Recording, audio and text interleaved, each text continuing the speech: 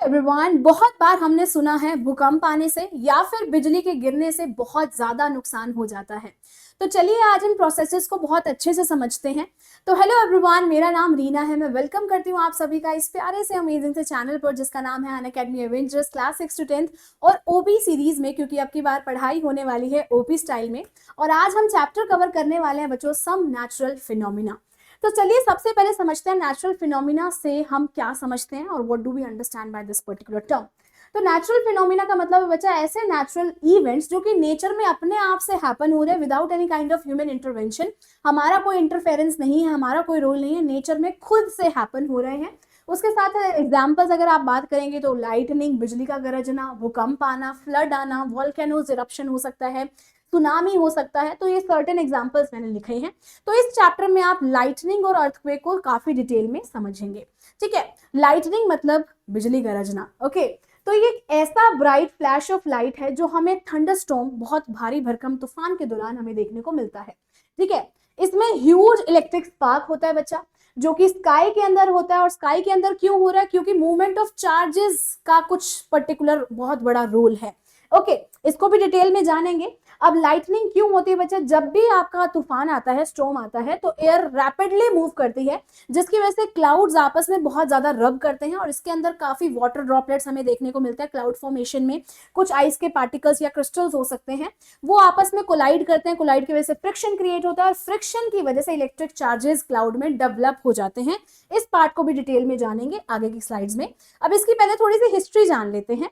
ठीक है, earlier people ये बिलीव करते थे कि लाइटनिंग जब भी बिजली गरजती है ना, तो ये पनिशमेंट है। गॉड हमें कुछ ना कुछ वे से पनिश कर रहे हैं, मतलब हमने कुछ बुरा काम कर दिया तभी ये गॉड हमें पनिश कर रहे हैं। बट ऑब्वियसली 1752 में बेंजामिन फ्रैंकलिन आए, उन्होंने प्रूव किया कि lightning process is just an electricity. ठीक है, ये इलेक्ट्रिसिटी ही है। उन्होंने काइट को, ठीक है, पतंग को फ्लाई करके देखा एक भारी भरकम तूफान के दौरान, और मेटल की लगाई बिल्कुल स्ट्रिंग के ऊपर। ठीक है, तो उन्होंने जब देखा, बेसिकली जब भी लाइटनिंग उसके ऊपर स्ट्रक करी, आकर एकदम से टकराई, उन्होंने ऑब्जर्व किया कि की के अंदर भी स्पार्क देखने को मिला। तो उन्होंने ये एक्चुअल में प्रूव किया कि lightning process is just an electricity और इलेक्ट्रिक स्पार्क। ओके, कोई गॉड के थ्रू पनिशमेंट नहीं हमें मिल रही है। अब जानते हैं स्टैटिक इलेक्ट्रिसिटी क्या होता है। स्टैटिक का मतलब ही होता है नॉट मूविंग। तो ऐसी इलेक्ट्रिसिटी, या आप ऐसे कह सकते हैं बच्चा, ऐसे चार्जेस जो एक ही पर्टिकुलर प्लेस पर है, किसी भी ऑब्जेक्ट के सरफेस पर है और वो मूव नहीं कर रहे, उसी को आप स्टैटिक बोलेंगे। तो जब भी चार्ज एक्यूमुलेट हो जाते हैं किसी भी सरफेस पर, किसी भी ऑब्जेक्ट के सरफेस पर, उसी को आप आप स्टैटिक इलेक्ट्रिसिटी कहेंगे। ठीक है, तो जब भी दो पर्टिकुलर ऑब्जेक्ट्स को आप रब कर रहे हैं तो कुछ ना कुछ चार्जेस क्या करेंगे बच्चा, एक ऑब्जेक्ट से दूसरे ऑब्जेक्ट में जाएंगे, है ना। एक ऑब्जेक्ट आपका क्या बन जाएगा, पॉजिटिवली चार्ज बन जाएगा, दूसरा ऑब्जेक्ट आपका नेगेटिव चार्ज बन जाएगा। जो अपने आयंस को या इलेक्ट्रॉन्स को या चार्ज पार्टिकल्स को लूज कर रहे हैं वो पॉजिटिव चार्ज होता है, जो गेन कर रहा है बच्चा वो नेगेटिव चार्ज होता है। ठीक है, जिसको ज्यादा मिल गई ना वो तो नेगेटिव है, जिसने छूट दी है वो क्या है बच्चा, वो पॉजिटिव है। ऐसे ध्यान रखिएगा। उसके साथ साथ न्यूट्रल ऑब्जेक्ट्स वो होते हैं, नॉर्मली आपके नेचर में जितने भी आपके ऑब्जेक्ट्स हैं वो न्यूट्रल हैं, मतलब उनके अंदर जो भी चार्ज है बच्चा वो इक्वली डिवाइडेड है। पर अगर हम उसे डिस्टर्ब करेंगे, ठीक है, या फिर रब करने का कोशिश करेंगे, या फिर उसको लाइक इम्बैलेंस करने का ट्राई करेंगे किसी भी फॉर्म में, तो हमें उस ऑब्जेक्ट को क्या कर दिया, हमने उस ऑब्जेक्ट को चार्ज कर दिया। ठीक है, तो that is like neutral objects for you. उसके साथ साथ लाइटनिंग अब कैसे होता है इसको डिटेल में जानने का टाइम आ चुका है। ठीक है, तो लाइटनिंग एक ऐसा प्रोसेस है बच्चा जिसमें हमें मैसिव डिस्चार्ज दिखता है। किसका किसका लाइटनिंग का। ओके, किसके अंदर, क्लाउड्स के अंदर। तो पहला प्रोसेस इसमें ये है, चार्ज फॉर्मेशन होगा। और चार्ज फॉर्मेशन कैसे हुआ, क्योंकि बादल के अंदर बहुत सारे वाटर ड्रॉपलेट्स हैं, आइस क्रिस्टल्स हैं, और उसके अंदर हवा भी प्रेजेंट है बच्चा। तो स्ट्रॉन्ग विंड की वजह से ये पार्टिकल्स आपस में टकराते हैं, कोलाइड करते हैं और फ्रिक्शन क्रिएट होता है, जिसकी वजह से बादल के अंदर क्या हो गया, बादल के अंदर बच्चा कुछ पॉजिटिव और नेगेटिव चार्ज डिस्ट्रीब्यूट हो गया। ओके, और इस पर्टिकुलर प्रोसेस को आप क्या कहते हैं, चार्ज सेपरेशन कहते हैं। अब ये चार्ज डिस्ट्रीब्यूशन आपको कैसे देखने को मिलेगा, top of the cloud generally आपका पॉजिटिव चार्ज होता है। ठीक है, बॉटम ऑफ द क्लाउड आपका नेगेटिवली चार्ज होता है, और जो बेस है, ग्राउंड है, ठीक है, धरती है, वहां पर आपको क्या देखने को मिलेगा बच्चा, पॉजिटिव चार्ज वहां पर देखने को मिलेगा, जो कि इंड्यूस हुआ बादल के नेगेटिव चार्ज की वजह से। ठीक है, तो बिकॉज आपको ऑपोजिट चार्ज दिख रहे हैं, बादल के बॉटम में नेगेटिव है और धरती के सरफेस पर पॉजिटिव है, तो ये ऑपोजिट चार्जेस आपस में अट्रैक्ट करेंगे फॉर श्योर। तो ये आपस में अट्रैक्ट करेंगे तो कहीं ना कहीं लाइटनिंग वाला प्रोसेस और भी क्या हो जाता है, ईजी हो जाता है।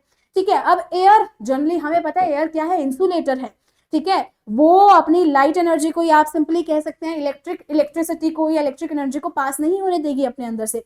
पर क्योंकि यहाँ पर अमाउंट ऑफ चार्ज इतना ज्यादा है तो एयर भी रेजिस्ट नहीं कर पाती अपने आप को, वो भी क्या बन जाती है, इंसुलेटर से कंडक्टर बन जाती है, जिसकी वजह से बच्चा क्या हो रहा है, चार्ज यहाँ पर इजिली पास हो पा रहा है, ठीक है। अब डी प्रोसेस क्या कहता है आपका, डिस्चार्ज टेक प्लेस, मतलब कि लाइट आएगी और आपको बिजली देखने को मिलेगी, एक्सट्रीमली पावरफुल होगी, ब्राइट लाइट प्रोड्यूस होगी, हीट भी प्रोडक्शन होगा और कहीं ना कहीं वो आवाज भी आएगी, यानी कि वो साउंड की आवाज भी हमें सुनने को मिलेगी, ठीक है।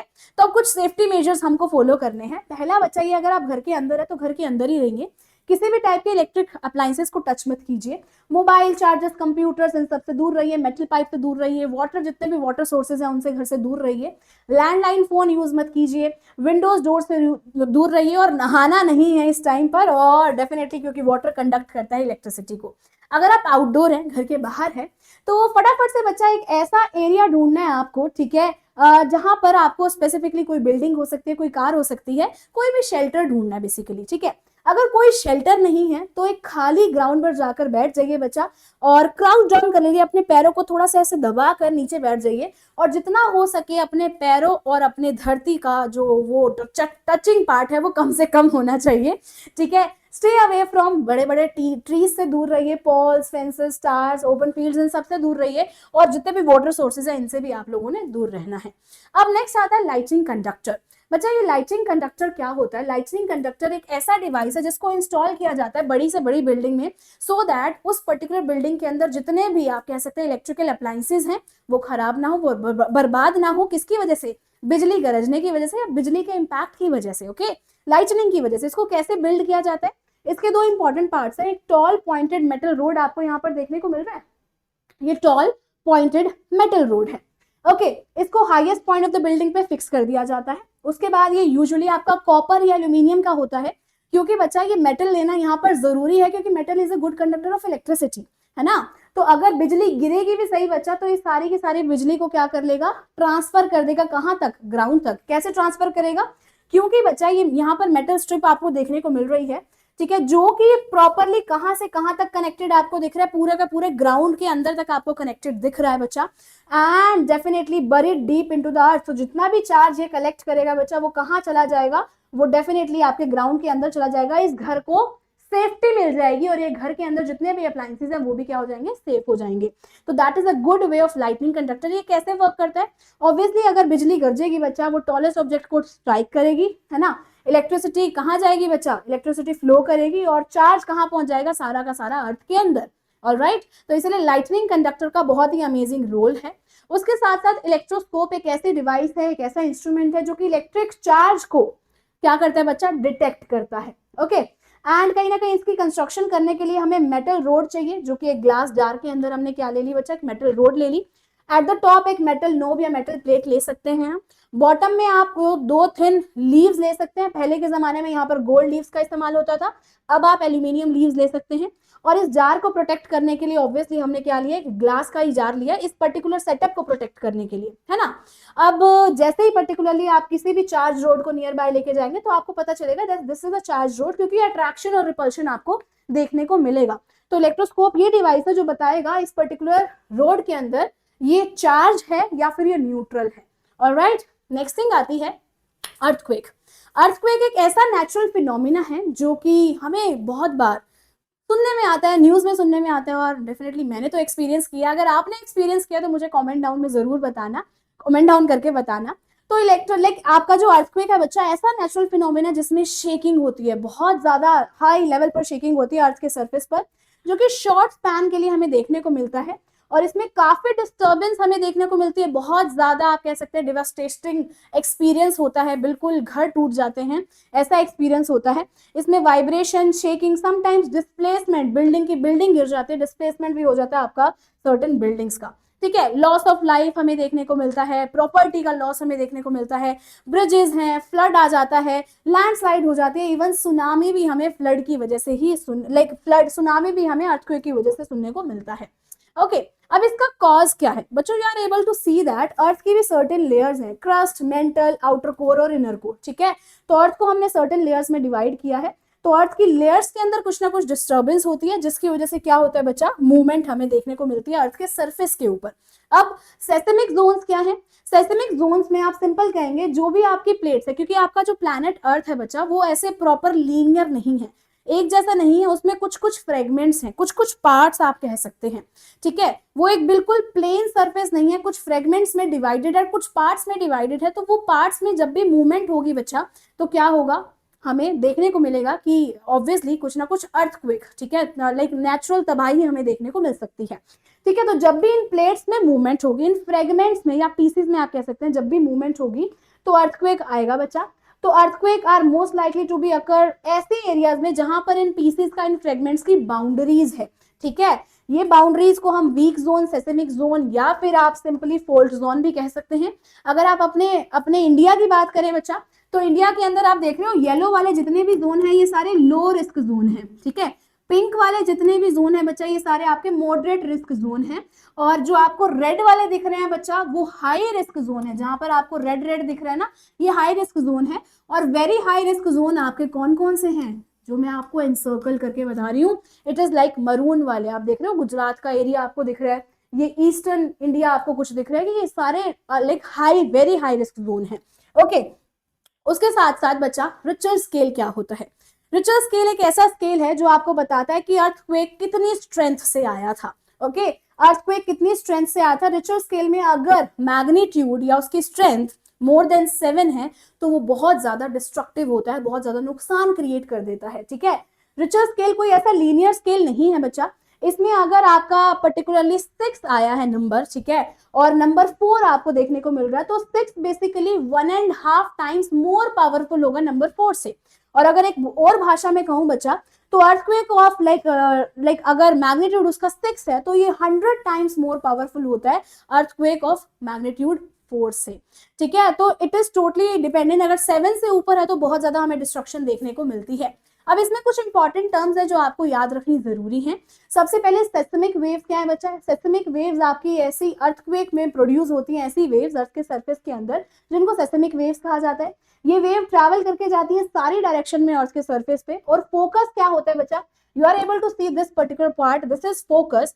फोकस वो एरिया होता है, ठीक है, जहां पर, ठीक है, अर्थ सरफेस के अंदर होता है जहां से अर्थक्वेक ओरिजिनेट हुआ था। फोकस का एक और नाम भी होता है, दैट इज हाइपोसेंटर।